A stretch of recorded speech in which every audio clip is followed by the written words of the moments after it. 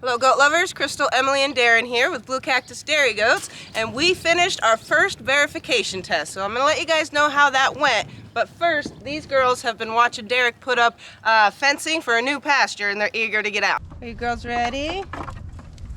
All right.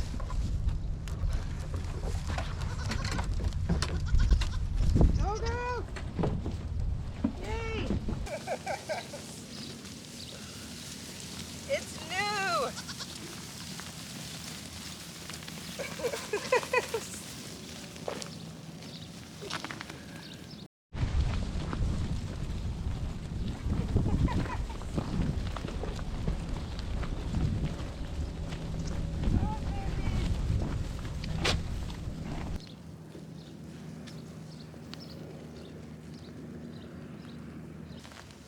What'd you find? What'd you find, Wildy? A good bush? You girls are excited.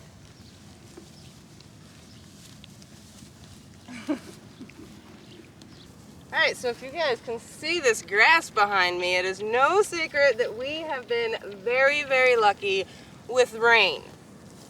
And the girls are so happy about it, and of course, so am I, because everything they've browsed off is now growing and starting to look really beautiful and lush. And also, I get to see my girls on green grass. So this might not be as green as some of you get, but it is very green to me and these girls. I love it. So as far as the verification test goes, how that works, I have to have a tester who's certified. Now I happen to be a certified tester. I just took a test, and you have to make sure you take a test every couple of years or something, and then you'll be certified. But she had to come out 3 times. The first milk out was literally just to make sure that the next 2, the ones that count, are accurate. So it was from a 12-hour period to a 12-hour period for the next 2.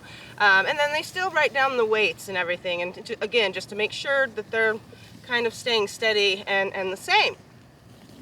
So you guys know that the girls have been getting more familiar with the stand, and they've been doing a lot better, because that was it was a little stressful for them, and you know, they'll drop in milk over stress, and they did. So we got them back up. They're eating really good, and they're used to the stand. So they're just doing amazing. So their milk did get brought back up, and they all did really, really good on their milk test. So there was just a couple does that it was like 5 points, like a ½ pound less than the last time. But other than that, there was a couple that had just 2 points down, and Mayo had 1 point more so than her last test a month ago. So that's really cool. Mayo is just a rock star though. So of course, that's not surprising from her. It had been a whole month since their last samples that I sent in. So, you know, into the season and everything, of course, like dropping 2 pounds or 2 points really isn't that big of a surprise, because obviously the later into their lactation they get, the more their milk is just going to kind of dwindle off throughout the year. So I'm just really, really proud to see that they were able to get their milk production back up for this verification test. And on top of that, it has been raining, obviously, just about every evening. I want to say 4 or 5 evenings in a row leading up to the verification test. So it would have been nice to have a night or 2 for them to not have to deal with the big thunderstorm, because the monsoon storms, they're not little things. They're goalie washers, lots of lightning, lots of thunder. So if they don't get enough sleep at night, then, you know, their milk isn't going to be as high. But either way, they just did really, really good. So I can't wait to get those results back for the butterfat, because so now we're going to send in the samples, and we'll get to know what the butterfat is. So we'll see if Tippy can go above 9% butterfat, and a lot of the other girls were like 8% too. So it'll be neat to see.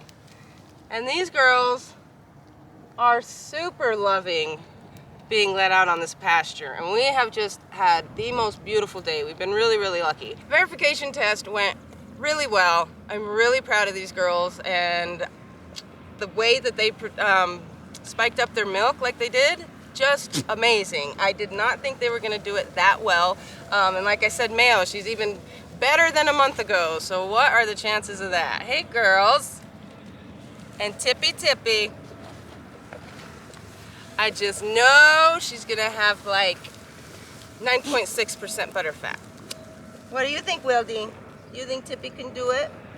And this girl, she's like not dropping in milk at all. Just steadily every single month making the same amount. So you love to see it, don't you, baby? As much as I love hanging out with these girls right here, I do have to get in the house and make some soap.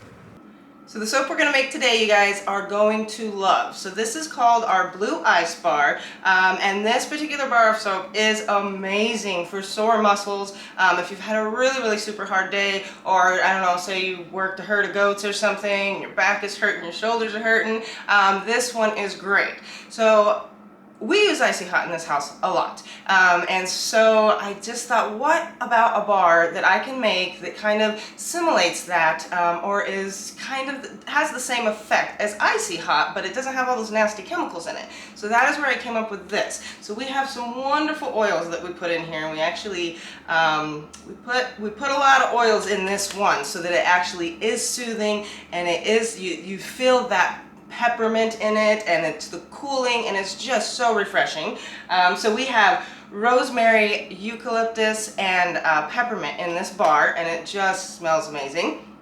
And it also has some white kaolin clay, so it's got a little bit of a detoxifier in there with just a mild exfoliant, and we also have Epsom salt to pull out even more impurities. So this here is a really wonderful bar. Again, you guys are gonna love it, so let's get making it.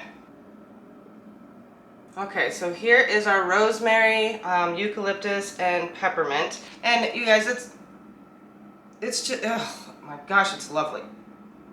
I could breathe that in all day. Okay, so we're gonna start there.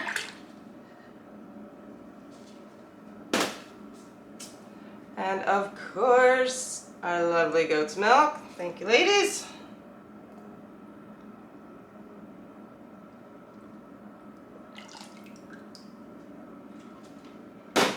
Nice. Let's get that mixed in.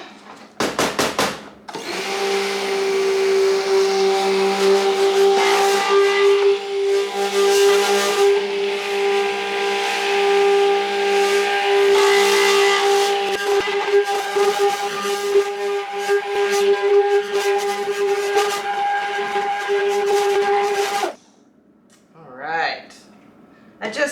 There's something about that color, you guys. It's just, you can just see what a creamy bar it's gonna be. Lots of goat's milk.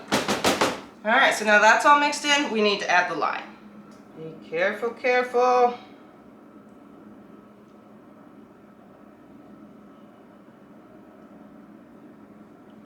Okay, just a little stir. Here we go.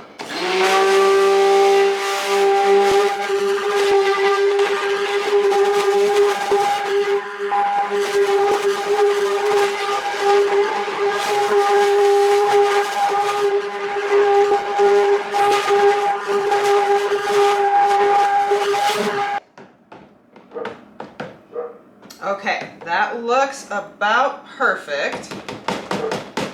So, let me get this out of the way here for a second, because now we have our kaolin clay. So I want about 8 cups of that. Now the kaolin clay, this is white kaolin clay rather, but I did add some olive oil to it, so it doesn't look as white as it will once it's done curing and everything.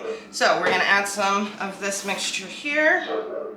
So we want this one slightly thick, but we don't want it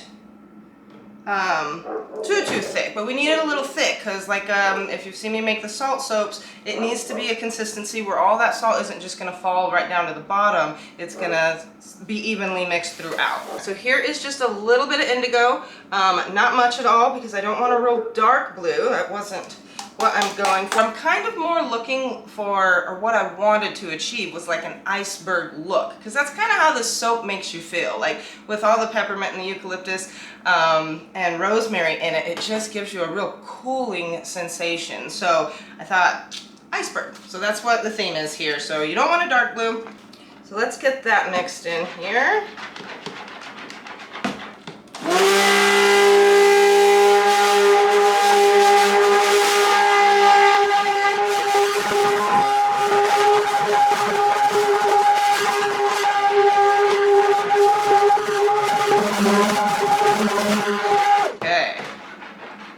You guys, I'm telling you, if you have a cold or anything, like this scent is just amazing. Clear your sinuses right up.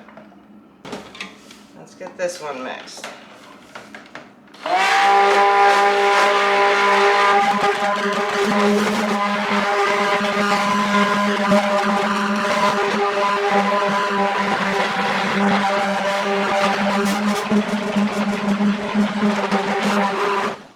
Okay. So it doesn't look like it made too much of a difference adding that white kale and clay, but in the finished bar it will.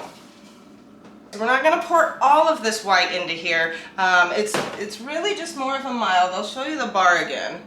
See how the white just kind of swirls throughout, but there's obviously more blue. You guys almost forgot a step, a really important step. It won't be the first time. So this is our Epsom salt. So we need to add that in. So I'm eyeballing it. This is a little bit more in here than in the little measuring cup, so I'll put just a little more in there than in here. All right, we just want to get it blended just enough, and it's thickening up on me, so I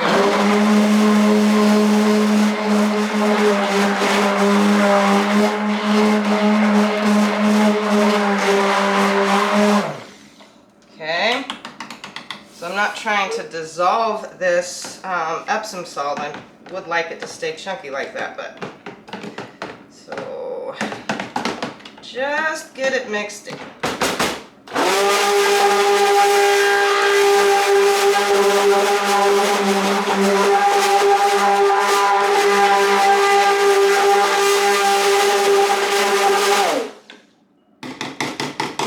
Good.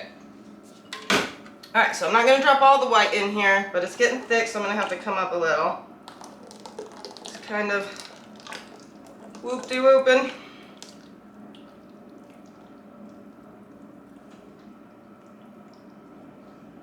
Okay, and then I'm going to save just a little bit for the very top and when I put it in the molds. Alright, mold time.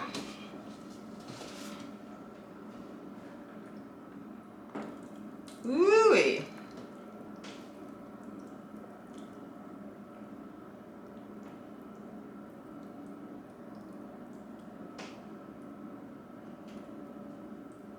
Awesome.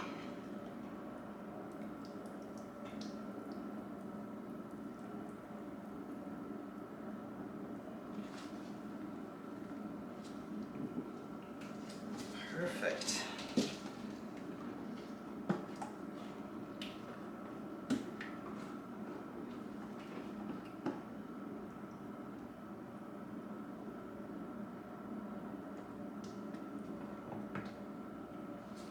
Okay.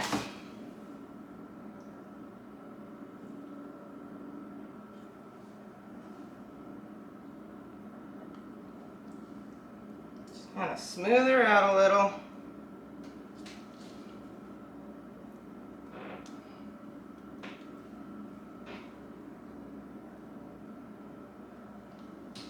Good. All right, so I'm just gonna put the top, the rest of this white just right down the middle of this, because you'll see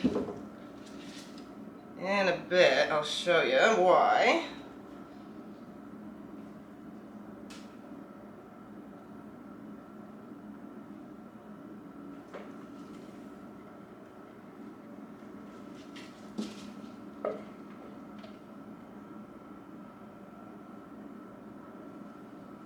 Okay.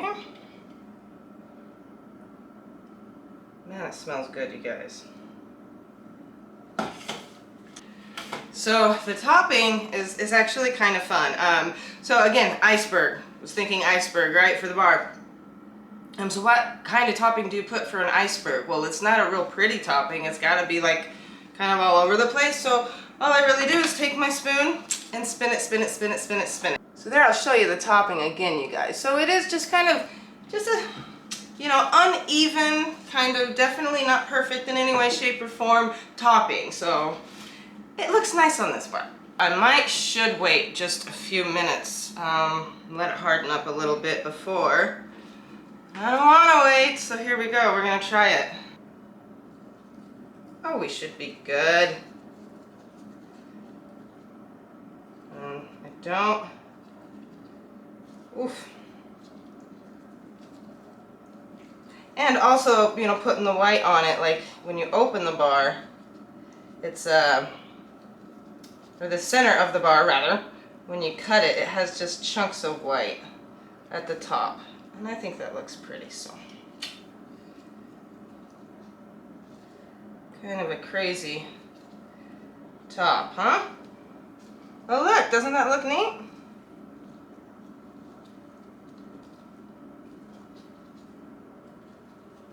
I do this with my peppermint mocha bar too, which, before you know it, I'll be making again.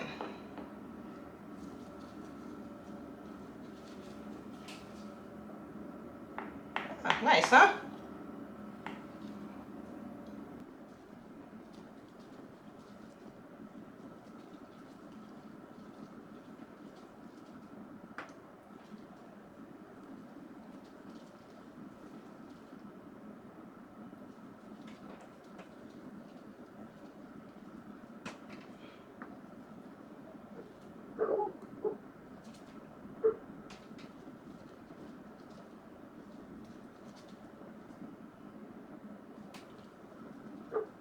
Take a look.